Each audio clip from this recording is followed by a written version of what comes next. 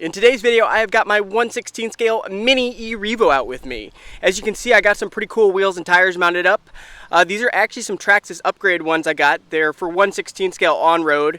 I just thought they looked cool. I saw them on Amazon, so I thought I'd buy them. Part number, I believe, is 7378. I think I picked them up for about 15, 20 bucks a pair. So probably set me back 35, 40 bucks. Not terrible. I'll actually go ahead and leave these linked in the description down below if you want to check them out.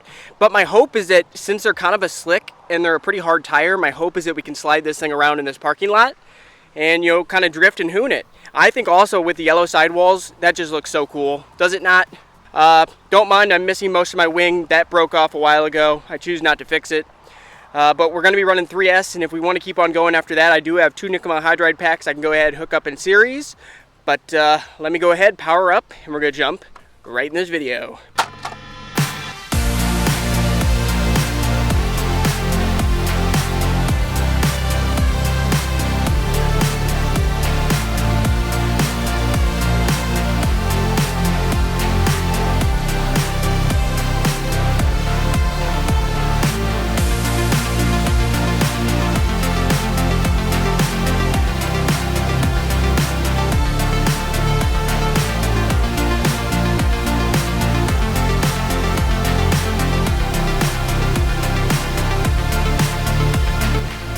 Alrighty guys, I think it's only fitting we go ahead and start off with a launch. I can't remember what gearing I'm running in this. I can never remember. I think it's the stock gearing, but who knows. Either way, we don't have to worry about it being overgeared since these tires are so much smaller than the stock tires. Alright, are you guys ready? Get set. Go! Oh yeah. That's exactly what I was hoping for.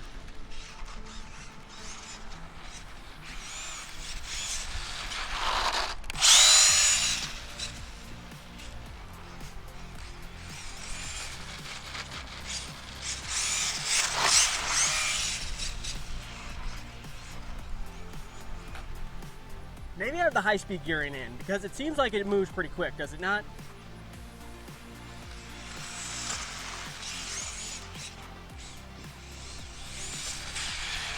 Braking, not great running these slicks, and they're hard slicks. I don't think there's anything inside of these tires. I don't think there's any foam, I should say. By the way, guys, if you are enjoying my content, make sure to give this video a thumbs up. Also, make sure to subscribe and hit that bell so you'll be notified when I come out with new videos, because I come out with new videos multiple times a week. You don't want to miss out on new content. Let's keep on going. Launch!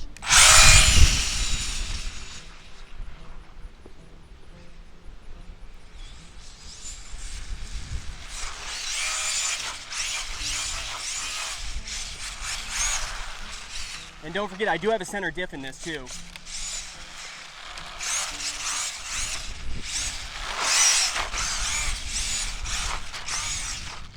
This is like the perfect little drift machine.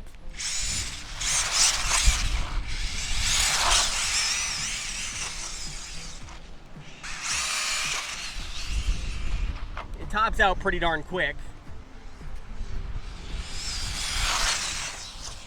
Ooh, tumbled it. Wonder if it can even make it through the grass at all. Not a chance.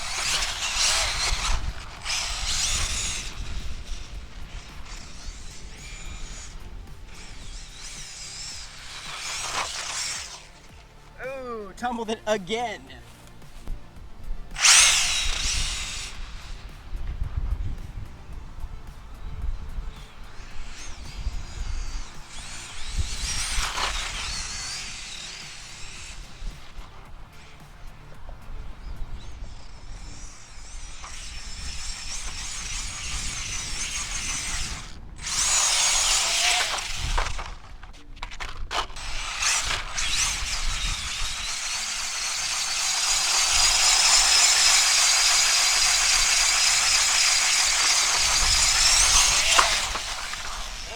Tumbled her.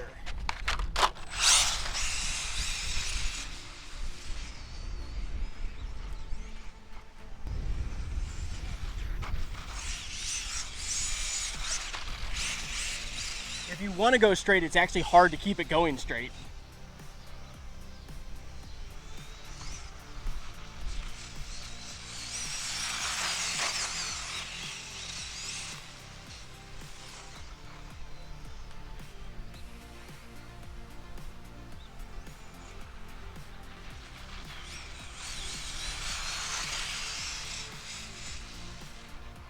That's about as fast as I can corner without it sliding out.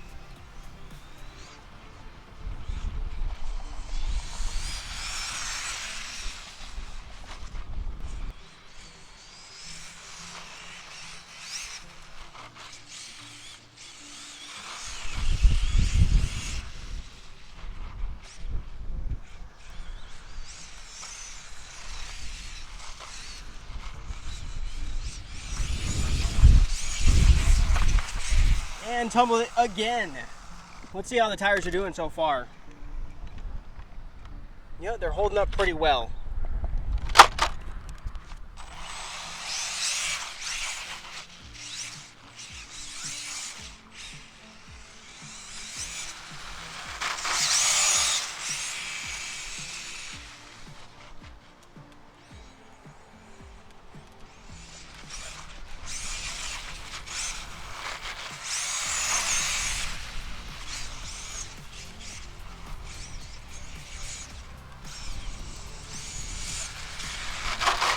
Braking, not great.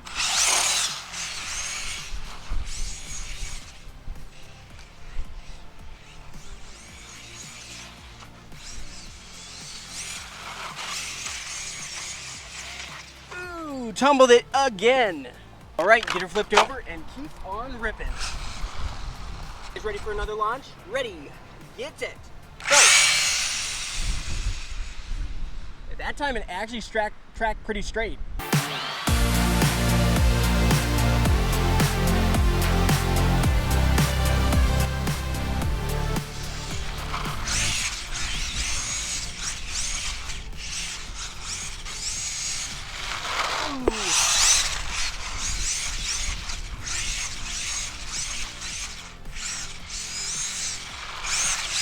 Also, a thing I forgot to mention that I did is I actually compressed the suspension and used zip ties to hold the two rockers. What are those things called? Rocker arms. Used some zip ties to tie the two rocker arms together on the front and the back so that thing has a much lower stance. Because normally it would also be sitting up quite a bit higher than this, but I limit the travel to very, very minimal amount.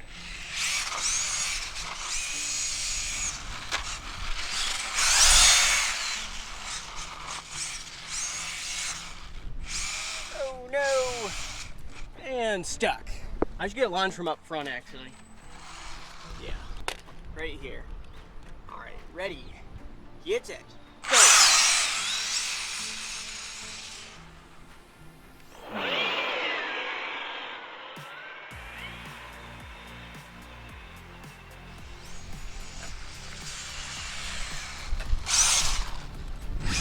We should just go full speed and just try to build up as much speed, even though I don't have a GPS with me. Actually, maybe I do have my GPS with me. Let me check real quick.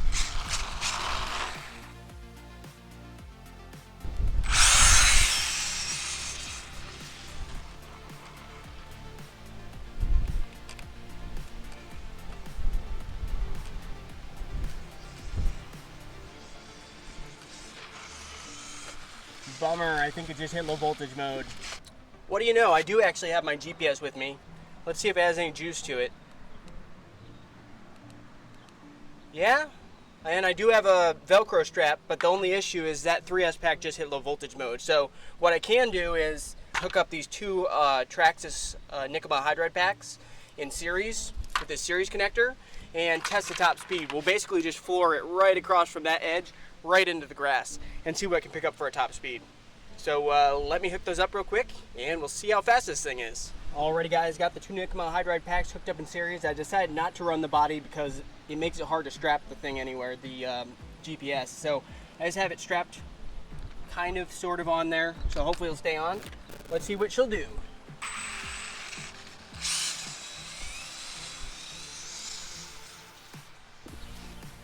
Alright, let's try this out. Right to the edge of the parking lot.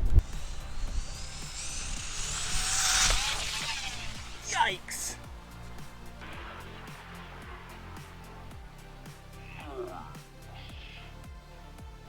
That endoed as soon as it hit the grass.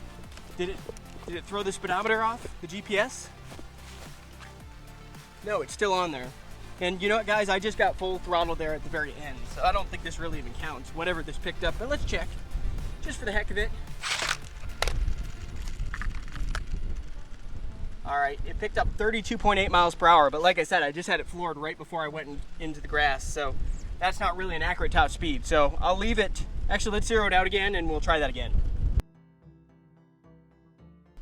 Not sure exactly what happened. We have the yellow light blinking on the ESC, and we have no connection to the receiver, it appears. Don't know if there's any light going on in there. So I don't know what's going on, and I can't really rebind it because I'm pretty sure I got to open that up and I have to have a bind plug. I don't have a bind plug because I'm running a Spectrum radio system.